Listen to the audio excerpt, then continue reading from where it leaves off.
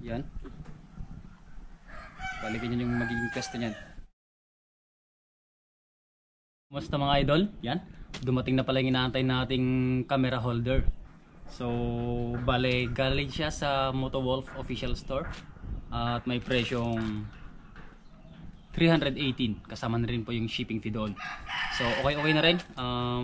Sa probinsya po tayo, kaya mayroon pa rin natitirang shipping fee. Kahit nabawasan na. So, okay lang. So, wag na nating patagalin. Unboxan natin ito mga idol. Okay. Bale, ito yung gagamitin natin sa pagbablog mga idol. Para magkaroon tayo ng iba't ibang anggulo. Yan. Ito siya. Liit lang ng box. Okay, balot na balot siya at mukhang safe naman yung yung item. So, wala tayong pang gunting. Yan. Gamitan na natin ng matalim ng ngipin. Yun. Ito siya. Yan. Buksan na natin kung ano yung laman. Bato! Bato! Hindi, joke lang. Okay. Tapon na natin yung box.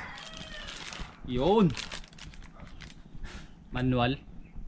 Yan. Yan. Okay, dito kung kaya mong magbasa ng Chinese. Ito. So yung mismong item mga idol ito. Yun, medyo mabigat at mukhang matibay. Ito yung pitan para maluwagan to at masikipan. Saka ito. Yun, para magawa natin kung anong position yung camera. Kung anong gusto nating posisyon, di ba? Yan. 360 po siya. Meron din sa baba. Yan. Bigat. At base sa nito, description nito. Ito ay aluminum alloy. Yan, 360 degrees. Rotation. Pang motorsiklo. Yan. So ito ang ganda. Mukhang matibay. Sana nga tumagal mga idol. Bali yung order natin mga idol is side mirror type siya. Yan, hindi yung clamp type. Bali may bala kasi akong ilagay dito na clamp type. Yun yung para sa cellphone naman, cellphone holder. Bali parang dito na lang. Kailangan natin ng 14.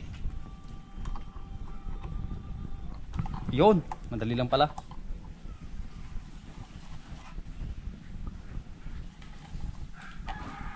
Yun, walang grasa. So ilalagay natin siya mga idol.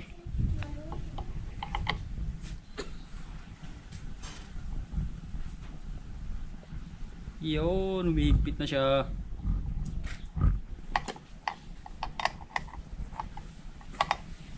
Yan, kailangang pigilan.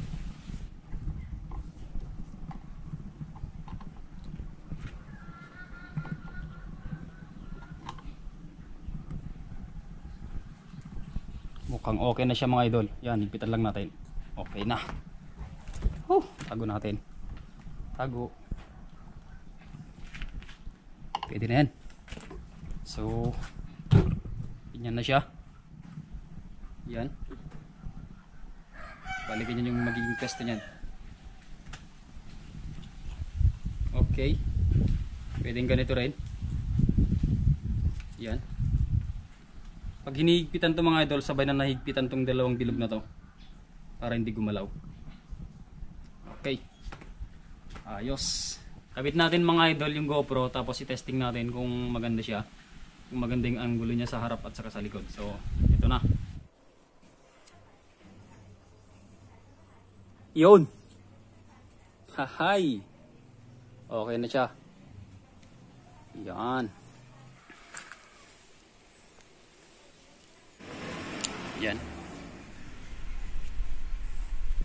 Okay, walang display yung camera. Sira. Yan. Walang display yung cam natin mga idol kasi sira yung GoPro natin. So ito siya. Stig. try nating sumakay mga idol kung ano yung magiging itsura natin.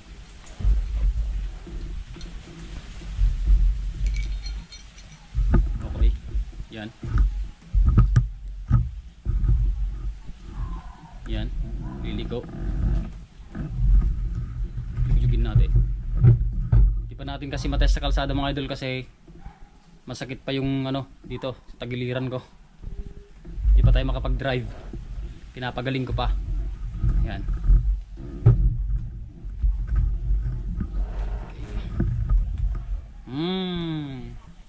Sakay ka na. Joke. Yan. Okay ba? Makikita nyo rin naman yung resulta mga idol pagka ano na tayo, nagmotor na tayo. Yan, makikita natin kung magalaw ba siya sa mga rough road, di ba? Na kalsada o hindi. Yan. At dahil may stabilization tong cam natin, hindi natin mararamdaman yung lubak-lubak sa camera. Kaya lang iniisip natin itong mismong ano, itong mismong holder kung yuyug-yug at baka malaglag. Yan, titest din natin yan. Okay, mukhang matibay naman, maganda. Okay, try naman nating ano, itutok sa harapan idol yung cam. So luluwagan lang natin siya dito. Yan. Tapos ikutin lang natin to. Dahil 360 yan, ikutin lang natin. Yan, pwede rin ganyan na. Kaya lang position natin may ito. Okay. Pwede na yan. Okay, testing natin. Ito naman yung kuha niya sa harapan. Yan. Yan, yug ko para ano, matest kung gumagalaw. Hindi naman. Talagang matibay itong ano, matibay itong nabili natin mga idol. Matibay talaga ang Motowolf. Yan. Okay naman yung nabili nating ano, camera bracket mga idol. So sana tumagal at hindi sana ano, mawala dito. Wala naman sigurong ganun, no? So hanggang dito na lang. Yan, kung nagustuhan yung video natin, pa-like na lang at pa-subscribe na rin sa channel natin mga idol. Yan. Bago lang tayo sa pagmumotor, kaya supportan nyo po ako at abangan nyo yung mga next trip natin. Ingat, ride safe idol.